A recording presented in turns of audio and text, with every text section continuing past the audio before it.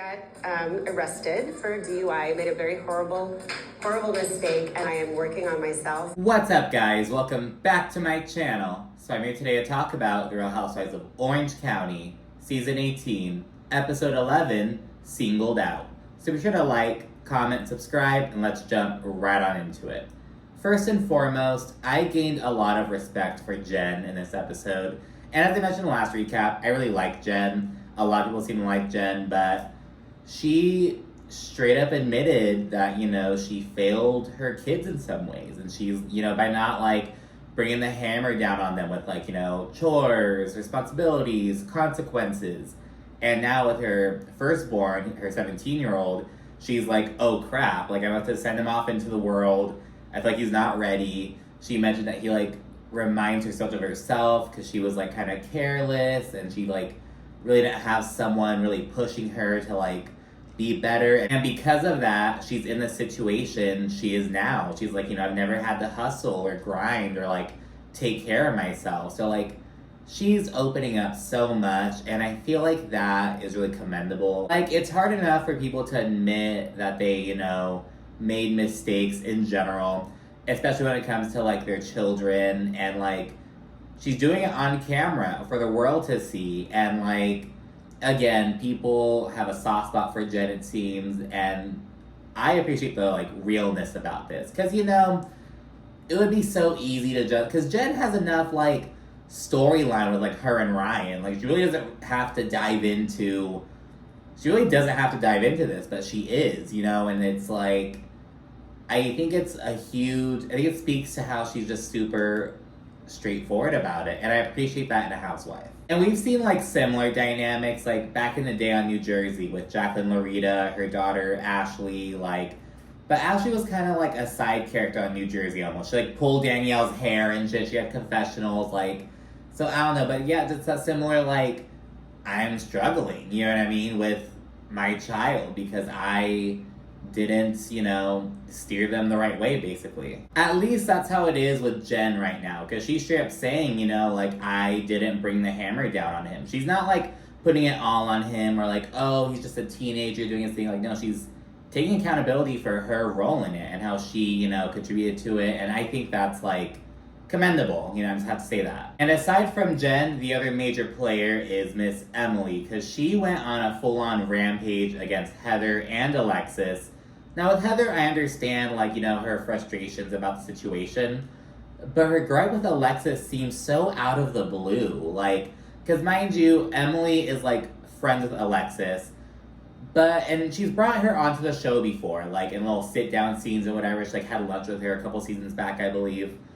But now that Alexis is, on the show, this aren't really as close. Alexis is just being really annoying. She's literally detested by everyone right now.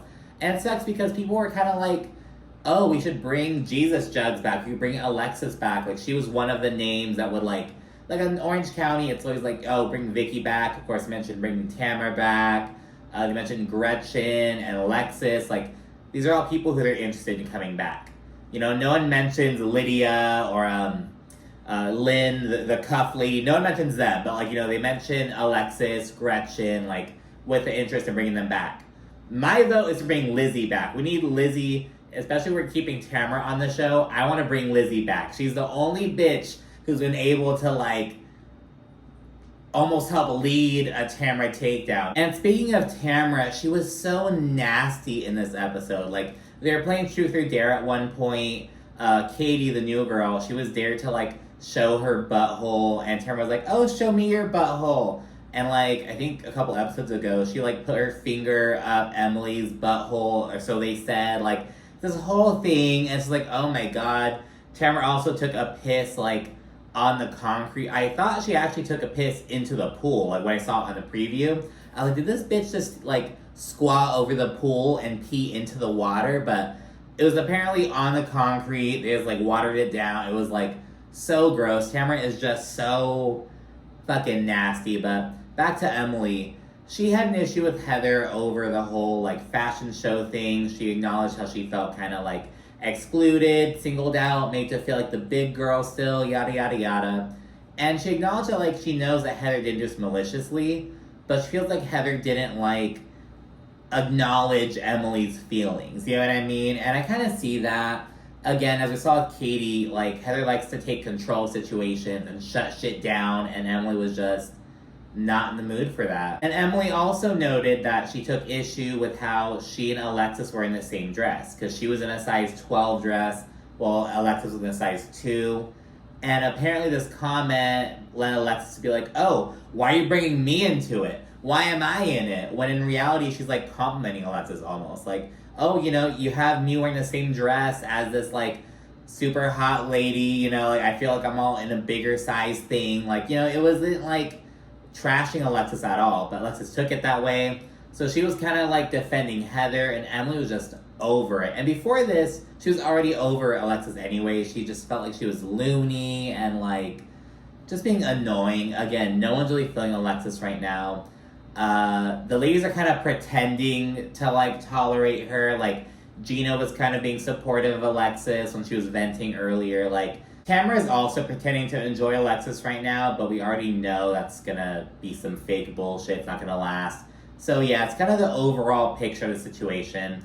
Emily raging, but also Jenn really opening up. I just really want to acknowledge that. I didn't want to just, you know, brush past it, if you will. But anyways, at the start of the episode, Shannon has Gina over. And Gina, Miss Realtor, she actually steals some lemons off of Shannon's neighbor's tree.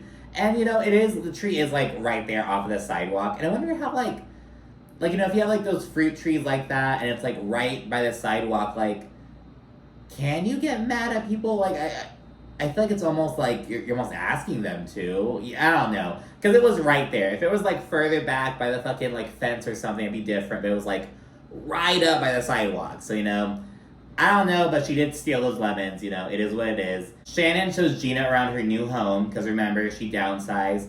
She also discusses her 2-woman show with Vicky. And it's so hard because they were known as the Tres Amigas, the Tres Amigas. Like, 3, like the number's in it. You know, you can't do the Tres Amigas with 2 people. Like, it doesn't, like, it's already hard enough when, like, you know, trying to, I guess, bounce back after, you know, losing a member or, like, kicking someone out. But, like, when you have a name like the Tres Amigas, that's 2 of you, it's like, what the fuck is this? So, yeah, they have to do a total rebrand. So, yeah, she's discussing that. They did a show in Houston. They're about to do another show in St. Louis. So, she has that going on. Gina also tells Shannon about Katie's accusation about, like, oh, she said that I'm only friends with Heather for her connections. But again, Gina's like, Heather's given me nothing in way of, like, connections and real estate stuff. Like, that's been all me. Like, what the fuck? So she notes that. Of course, I'd imagine that her proximity to Heather doesn't hurt. But nonetheless, Gina's like, that's just not true. Though she notes that she's kind of warily ready to move on with Katie. She's ready to kind of squash the bullshit and, you know, just keep it moving, essentially.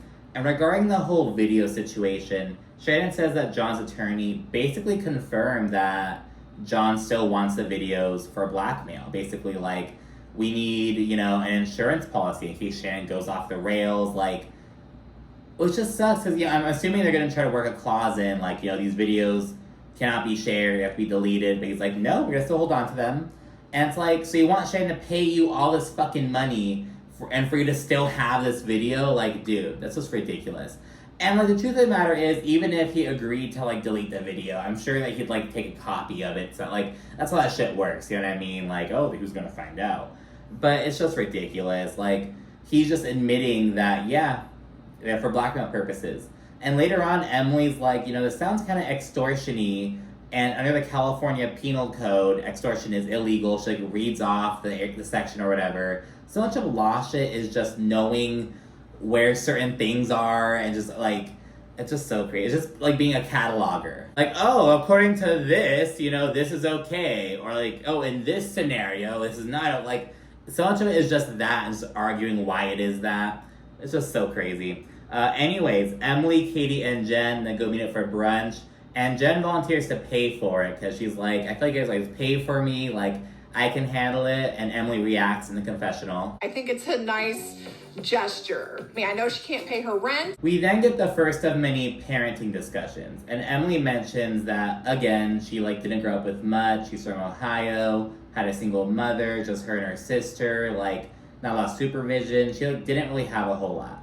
And because of that, she overcompensates with showering Annabelle with everything and coddling her, and she's like, I need to kind of get that under control. And Emily's daughter is 9 or 10, I think, and Jenn, she empathizes with this because her 17-year-old is kind of dealing with some similar struggles. She's just coddled him his whole life, basically. She never had him do any chores, no responsibilities. Now that we're living at Ryan's house, he finally has a curfew, which he always breaks, which is kind of just teenager shit, but he basically has nothing grounding him, basically. And she's realizing oh shit, what the fuck. And she opens up how, she feels like she failed by not laying the hammer down. Moving on, Katie mentions that she hasn't heard from Gina at all since Sonoma. But remember, Gina's open to moving forward. She's just kind of hesitant right now, basically. And segueing to Shannon, Emily says that the lawsuit is just basically going to backfire on John. Because remember, the whole thing is over John being upset that Shannon ruined his reputation. But he's ruining his own reputation even more by doing this bullshit. It's just you just have to let it, just stop. Just go back into your cave, wait it out, chill the fuck out, dude. But it's just, he's not doing himself any favors. And he can't blame Shannon. Who's he gonna blame now? Is he gonna blame Alexis? It's him. It is his own fucking fault, and he has to acknowledge that. And after discussing John, Emily moves on to mentioning how she felt singled out at the fashion show. And it was so funny, because she's like, Heather had me in a size 12 dress. And Jenn starts laughing, and she's like, oh, you're serious? I'm like, oh. I'm like, Jenn! Yeah, she's upset about the size 12 thing. She also feels because she and Alexis were in the same dress at different points, she's like, oh, well, I was in the larger dress, and Alexis was in this, tiny little dress. These are her gripes about it. She notes that, it just made her feel the big girl again. She's being singled out. So, Heather still sees her in that way, despite the progress that she's made. But she does note that Heather was just being, unaware of the situation. She wasn't being, malicious, trying to make Emily feel fat. She doesn't think that at all, but she feels like Heather just unintentionally hurt her. And the thing is, that's almost a harder thing to navigate, because I know her heart didn't mean it, but she said it. She did this. It's what the fuck? It's, I understand the kind of struggle with that, but it's so I think Emily is valid in being upset or feeling type of way about it. But I mean, what do you want Heather to do at this point? I mean, she can't really do anything but apologize. And I think it's what upset Emily. She's you can't even just apologize. You can't even, genuinely acknowledge that you screwed up. Because that's really all you can do. And I mean, so yeah, I get it. The whole thing was just a bit much. But again, Heather has a history of, trying to control situations and yada, yada, yada. And, the fact that Emily wasn't letting her do that seems to have, exacerbated it more than it should have. You know what I mean? Heather, just take the L. But she, couldn't, basically. But anyways, Jenn and Katie validate Emily's feelings, and she notes that she wants to talk to Heather about it. She also adds that she recently got a testosterone pellet put in her ass, so she's like, hopefully it goes well. I didn't ask you! I didn't! Shut the up! We then get a scene of Heather and Alexis at the GLAAD Awards. I think it's Gay and Lesbian Alliance Against Defamation in Media, something like that. So there's these awards about that. Heather and Meredith Marks from Salt Lake City present an award, and Alexis is there because she has a trans child just like Heather does. We don't really hear much about Alexis' family life, though, because of course she's a friend of. We really only get her and John Jansen, but, I want to acknowledge, why she's there, basically. We then get a scene that was kind of a surprise to me, because a few episodes back, Katie was talking to her daughter and trying to, facilitate a meetup between her and Tamara's youngest daughter. Oh, you guys both live in the area, you have a lot in common, maybe you guys will hit it off, so now they're doing a whole little mother-daughter date, the four of them. And while they're there making candles, choosing scents, the whole 9 yards, Katie opens up about how it's really difficult with her 14-year-old son still living in Atlanta.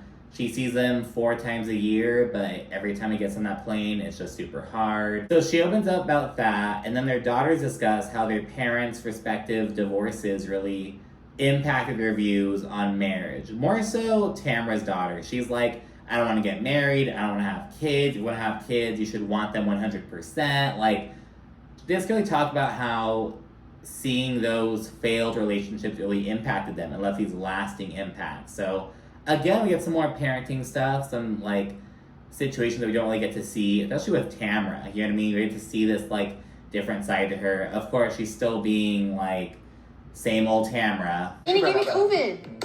He gave her whole family. It's better than an STD. Right. Moving over to Missouri, we check in with Shannon and Vicky. They're in St. Louis for their show. We learn that they added fucking tap dancing to their routine. And Vicky's like, oh, we have a lot of good things coming up in this show. Since Tamara left, we have a lot of good things going on. They're like cracking their hips and taking their pills before they practice their tap dance. It's just like, what is this? Like, oh my goodness. And Shannon admits it is a work in progress, which again, I'm glad that she at least admits that. We then get Jenn talking with her son, Dawson, and he feels like Jenn is always harping on him, basically.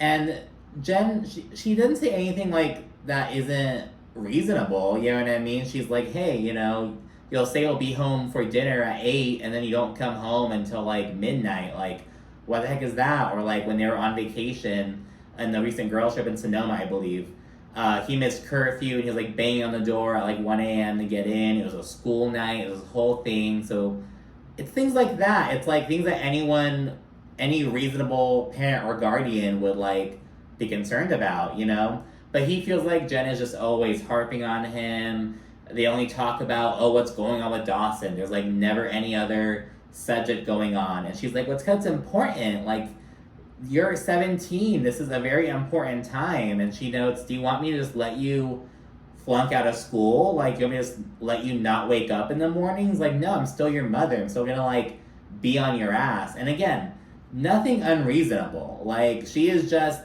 being a parent. And it's interesting because Jenn by no means seems strict at all. She even admitted that, you know, she screwed up by like not giving her kids more responsibilities or like grounding them and having them have consequences, things like that. So she doesn't seem strict at all, but when it comes to her and her ex-husband, I guess she's the stricter one, you know what I mean? Which speaks volumes about the other dude, you know what I mean? That's the thing. You can't have two lax people. You need to have like someone to like you have the authoritarian and like the chill one, you know what I mean? That's how you gotta have that dynamic. That's like the thing, because if they're both two authoritarians, your kid's just gonna be miserable. And if you're too lax, like, they're just running amok. You know what I mean? You have to have that dynamic. But anyways, because of that, Dawson says he feels smothered. He also says that he would rather live with his dad in his 1-bedroom apartment than live here with Jenn. He just said, but it doesn't come off like malicious. He's just like, I'm just closer to dad. Like, I don't know. I mean, it's a few factors. I mean, it's like, you know, like all the other siblings being there. I don't know. And from what it sounds like Jenn was like the stay-at-home mother while, you know, the father was always out working. So because of that, you know, he has a different relationship with his father because his dad is almost like the cool uncle who comes around and, you know, whereas Jen's like, oh, my bitch mom, just, you know what I mean? Like, it's kind of the one, like, harping on him and like, oh, why aren't you at home, blah, blah, blah. Even though it's, like, perfectly reasonable to be like that. So, yeah, it's just teenager shit, to be honest. But, yeah, he says he would rather just live with his dad, and Jenn is really upset about it, but she's like, you know, I'm gonna let him, like, you know, and hopefully he comes back, you know, it is what it is. She then says that she sees a lot of herself in him, and she's like, you know, I was kind of careless with school, I just wanted to have fun, and I feel like if I can just, like, instill this, like, responsibility in you, you can take over the world, you know what I mean? She just wants him to, like, do better than she did, basically, and again, it's just a very natural thing, and she's having this conversation with him, and it just seems really genuine. In her confessional, she opens up more. I wish I would have invested in myself. I wouldn't sit here trying to figure out my rent, trying to figure out where to live with my kids, trying to figure out how to get bills paid. I feel like a failure sometimes, for sure. This isn't where I was supposed to be. This isn't what I was supposed to do. And I really liked that while she was talking with him, she was like, do you feel uncomfortable here? Like, do you not like Ryan? And he was like, no, I like Ryan. Like, she's really just trying to get to the bottom of it, and I respect that. Anyways, everyone, Sans, Shannon, and Vicky, they all get ready for Jen's party that she's throwing.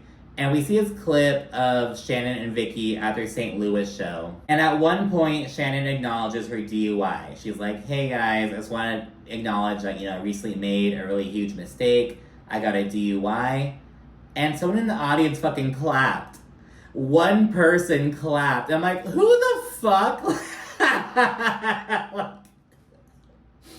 like, in what planets is that? Like, it was insane. I was at my computer just laughing my ass off when I first saw that. It was ridiculous. Got arrested for DUI, made a very horrible mistake, and I am working on myself. But anyways, everyone else is rolling into Jen's house for a little party and whatnot. It's really geared towards Jen really just embracing the space as her own. Like, this is my house. It's not just like, oh, I'm living at Ryan's. This is my space. So it's really important to her, which I respect that as well. Again, I really like Jen. I really like Jen.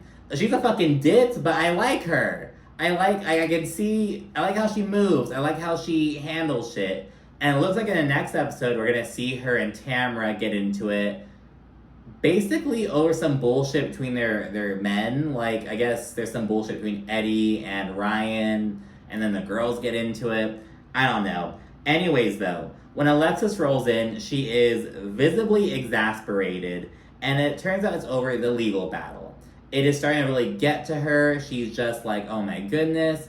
And Gina can really empathize with this, because again, she notes that she had to deal with all kinds of baggage from Travis and his ex, so she's like, I get it can be overwhelming, but John is kind of doing it to him and Alexis at this point. It is because of John. It's because of Alexis and her going so hard for him. It's like, you are quite literally doing it to yourself. You're shooting yourself in the fucking foot. And yeah, once the vibes are back up, because again, Alexis just came in, started crying. She like totally dampened the mood, but they get the vibes back up, and we segue to Truth or Dare Jenga. Though Emily is just over Alexis. I don't know, like she is just done with her. She's annoying, she's kooky, she's a wackadoodle. She is just over Alexis and her shit, basically. But during the game of Truth or Dare Jenga, Alexis goes first, and she pulls a truth block. And it's like, oh, who do you hate? And Alexis is just nuts. Who do you hate? Who wrote this? Sammy Sue. I hate the devil. Hey, you, devil. No. You're going in the fire. No, it's not a real fire. You can't do that. And I can only imagine how much worse she would be coming off, like, in person. Like, when they were on their way to Big Bear, when she was with Tamara and, like, her little group and whatnot, there's a scene, like, a compilation of, like, videos of her just talking about John and John and John. And it's like, imagine how much shit they have to cut out. Like, she was probably so much worse, and that is why Emily is just so over her, basically. But it does seem it's kind of out of nowhere, but in reality, it's like, no, Alexis is probably just annoying as a fucking person. And yeah, Tamara gets take off your pants and pee in the yard on her dare block. And she does this, but rather than peeing in the grass, she pees on the concrete.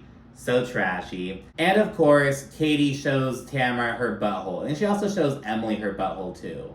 But yeah, it's just a fucking mess, basically. Mid-game though, Tamara randomly asks Heather about the collection, the thing that they recently walked in at the fashion show. She's like, when is it gonna go live? And Heather answers, she's like, oh, it's gonna be like a small little collection, not a huge, like, she just answers some bullshit. And I think this was planned, but it's kind of weird. Because this question was so random, it was out of nowhere. And then Emily jumps in, she's like, oh, Heather. And she, like, confronts her about her issue about the fashion show. So it almost seems like Emily and Tamara planned to bring this up, it feels like. But Tamara is on Heather's side. So I'm like, wait, was this planned? Is Tamara, like, switching? I don't really get it. But anyways, after Tamara brings that up, Emily goes in and confronts Heather. And she is immediately emotional. She says she felt singled out at the fashion show, yada, yada, yada. And after discussing the pants thing, because remember, Emily was the only one who was asked to bring her own jeans. Everyone else had pants there at the show. And Emily took issue with that. And in response, Heather's like, I gave you 3 dress changes. I thought I was like giving you your like bad bitch moment. And you know, when Emily tries to kind of interrupt her and respond, Heather's like, no, it's my turn. It just, I don't know. It's just kind of weird vibes. And I get it because Heather's kind of like, this isn't my fault. This isn't my problem. What the fuck? Like, why are you putting this on me?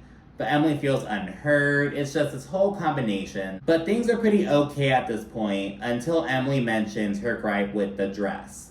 And in the confessional, Heather's like, it's not my fault that Emily got put in a size 12 dress.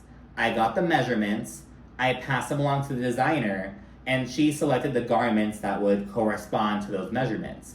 And she also adds that the dress was tight on Emily, and that it wasn't too big. But yeah, she should have said that, and it's because Emily's whole gripe is like, the dress was a size 12, it was too big, but Heather's like, no, it wasn't too big, it was tight actually. I'm like, oh my god, like, dude. Emily then asks why Heather can't just admit that she like didn't see it the way Emily saw it. Basically like, hey, I screwed up, I didn't mean to, it is what it is. But Heather and Alexis say, oh, I did take accountability. I am acknowledging, hey, I fucked up, I didn't mean that.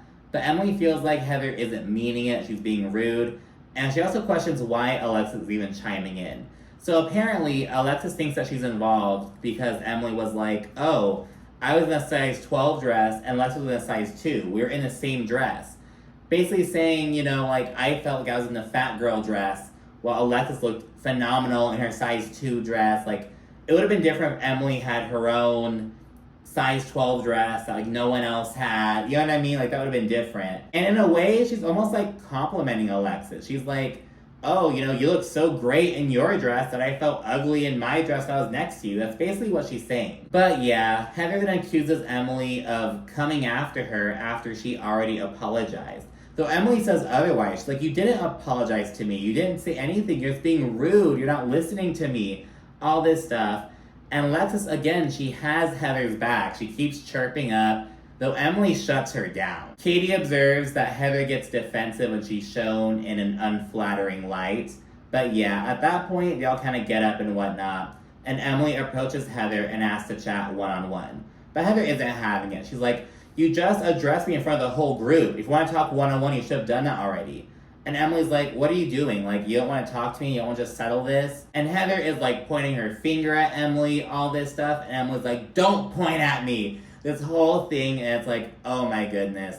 And yeah, Emily ultimately tells Heather to fuck off and storms off because Heather doesn't let her get a word in. And I feel like Emily's also trying to like, Emily's pulling a Heather. Emily's trying to control the conversation like Heather does. Going back to Alexis, she tells Gina that she felt dragged into it and like, she's basically just making it all about herself. And it's like, girl, what are you doing? Like, shut up. And Gina explains that it's like, no, like, Emily's just dealing with a lot right now, blah, blah, blah.